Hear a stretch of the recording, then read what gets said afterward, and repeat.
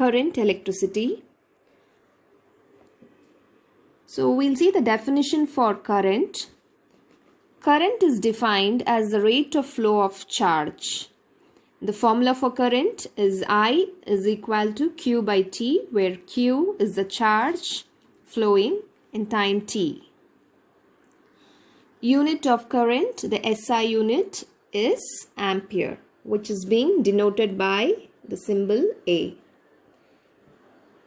The current in a circuit is measured by an ammeter by connecting it in series in that circuit. That is, the positive terminal of the ammeter is towards the positive terminal of the source, that is the battery. Definition for potential. The potential at a point is defined as the amount of work done per unit charge in bringing a positive test charge from infinity to that point. The formula is V is equal to W by Q, where W is the work done and Q is the charge. The SI unit of potential is volt, which is being denoted by capital V. Potential difference definition. The potential difference between 2 points is equal to the work done per unit charge in moving a positive test charge from one point to the other. If W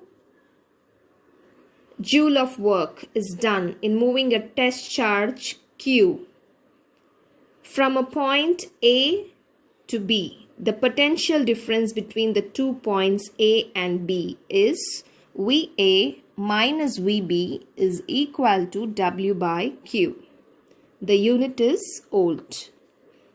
Current, potential and potential difference are scalar quantities. Resistance. The obstruction offered to the flow of current by the conductor, that is the wire, is called its resistance. Ohm's law. According to Ohm's law, the current flowing in a conductor is directly proportional to the potential difference applied across its ends, provided that the physical conditions and the temperature of the conductor remain constant. So that is the statement for Ohm's law. If a current I flows in a conductor, when the potential difference across its ends is V, then according to Ohm's law, we have I is proportional to V, or V by I is equal to a constant. That is, that constant is R. So we can write V is equal to IR. Unit, the SI unit of resistance is ohm. That is being represented by omega. Conductance. The reciprocal of resistance is conductance. So I can write conductance to be equal to 1 by resistance, which is inversely proportional. The unit of conductance, ohm inverse, omega inverse. IV graph. If a graph is plotted for current I against potential difference V, we get a straight line passing through the origin. The slope of IV graph is equal to del I by del V, that is the reciprocal of resistance of the conductor. In a VI graph, the slope del V by del I gives the resistance because it is being plotted V versus I. Del V by del I gives the resistance. We come to the ohmic and non-ohmic resistors. The conductors which obey the Ohm's law are called the ohmic resistors. Examples are all metallic conductors. And what are non-ohmic resistors? The conductors which do not obey the Ohm's law are called the non-ohmic resistors. Example, LED, junction diode, etc. So this is the graph obtained for a non-ohmic resistor, where you don't get a linear graph, you get a curve for the V versus I graph. And there are some more differences between ohmic and non-ohmic resistors.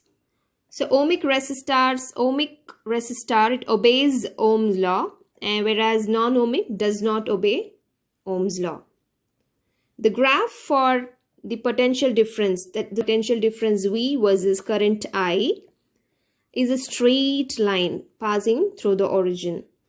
Whereas the graph for potential difference V versus current I is not a straight line for non-ohmic resistors.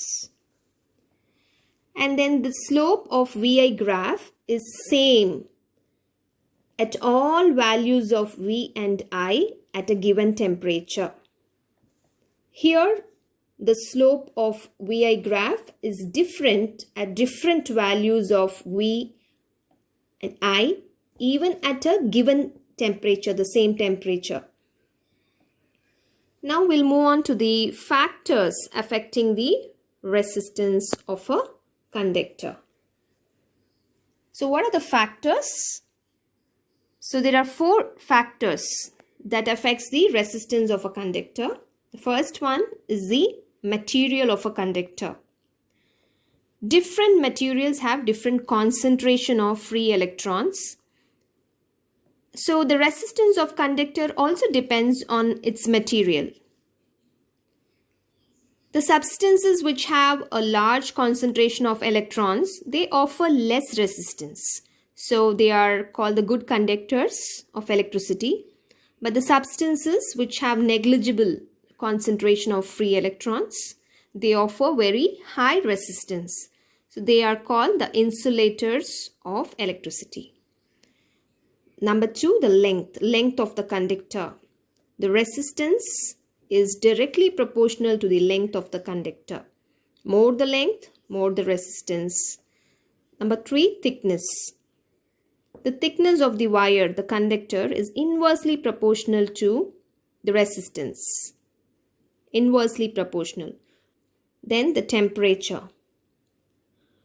Here, even the cross-sectional area, when the cross-sectional area is more, the radius is more, the cross-sectional area is more, the resistance is less. Temperature of the conductor. More the temperature, more is the resistance. When the temperature of the conductor increases, its resistance also increases. So here we shall see the graph where we have the V versus I graph, and we have a conductor at 2 different temperatures. The same conductor at temperature T1, we get a line, straight line like this, A, and when the temperature changes to T2, we get a straight line B. Here T1 is greater than T2. That is, temperature T1 is greater than T2. We can see in the graph A, the line A is more steeper than line B. So more the temperature, more the resistance. So A has more resistance compared to B. Specific resistance or resistivity. We know resistance is directly proportional to the length of the conductor. Resistance is inversely proportional to the cross-sectional area of the wire, and resistance is equal to rho into L by A, where rho is the specific resistance. So we can write rho to be equal to R into A divided by L. That is, rho is equal to R into A divided by L. If L is equal to 1 and A is equal to 1, that is, the length of the conductor is 1 meter and the area of the cross-sectional area of the wire is 1 meter square, then we have specific resistance to be equal to the resistance. So we define specific resistance of a material is the resistance of a wire of that material of unit length and unit area of cross section. So what is the unit of specific resistance or the resistivity? That is ohm meter. That is, rho is equal to RA by L. So the unit of resistance is ohm. For area, it is meter square. For length, meter. So meter square, meter gets cancelled. So we get the unit as ohm meter. So what is conductivity? The reciprocal of specific resistance is conductivity. That is being represented by sigma. Sigma is equal to 1 by rho. That is equal to, as we have rho to be equal to R by A, RA by L. We have 1 by rho is equal to L by RA. The unit of conductivity, that is sigma, is 1. That is, sigma being 1 by rho. We have the unit of sigma to be 1 by, the unit of rho is ohm meter. That is, the unit of sigma, that is conductivity, is ohm inverse meter inverse.